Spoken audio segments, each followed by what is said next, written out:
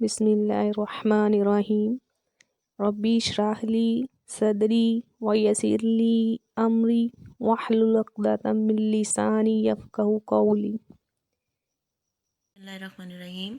Dear students, آپ کی class incharge مس طیبہ اردو کی ویڈیو کلاس میں آپ کے ساتھ، اور ہم نے اپنے سبق کا آغاز کیا ہوا تھا جس کا عنوان تھا پیاری کائنات۔ تو اس کی ریڈنگ مکمل کرتے ہوئے دیکھتے ہیں کہ اس سبق میں آگے کس طرح سے ہماری معلومات میں اضافہ ہوتا ہے۔ شروع کرتے ہیں اپنی ریڈنگ کو۔ ہماری یہ زمین جس پر ہم چلتے پھرتے ہیں اس عظیم کائنات میں ایسی ہے جیسے صحرا میں ایک ذرہ۔ سائنسدان خلا اور کائنات کے بارے میں بہت کچھ جاننے کی کوششیں کر رہے ہیں۔ سائنس کا یہ شعبہ خلائی سائنس کہلاتا ہے۔ خلائی سائنس میں چاند، ستاروں اور سیاروں کا مطالعہ کیا جاتا ہے۔ اس مطالعے کے کئی مقاصد ہیں۔ ایک مقصد یہ ہے کہ کائنات میں ہر آن ہونے والی تبدیلیوں پر نظر رکھی جائے۔ ایک مقصد اس بات کا جائزہ لینا ہے کہ کیا انسان کائنات میں کسی اور مقام پر آباد کیا جا سکتا ہے۔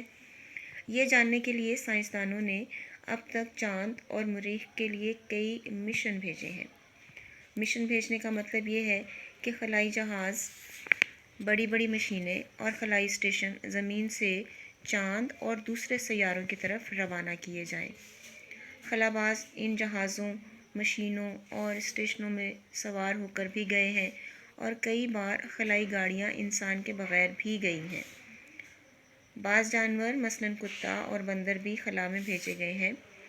ان تجربات کے نتیجے میں بہت سی مفید معلومات حاصل ہوئی ہیں، لیکن انسان ان جگہوں پر آباد بھی ہو سکے گا، اس بات کے امکانات ابھی بہت کم ہیں۔ چاند ہماری زمین سے تقریباً 2,39,000 میل کے فاصلے پر ہے۔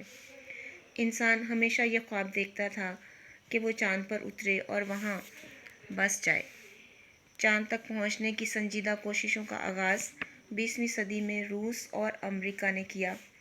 چاند پر پہلے اترنے کا ایک مقابلہ دونوں ملکوں میں شروع ہو گیا اور تقریباً 40 سال تک جاری رہا۔ اس دوران دونوں ملکوں نے کئی مشن خلا میں بھیجے۔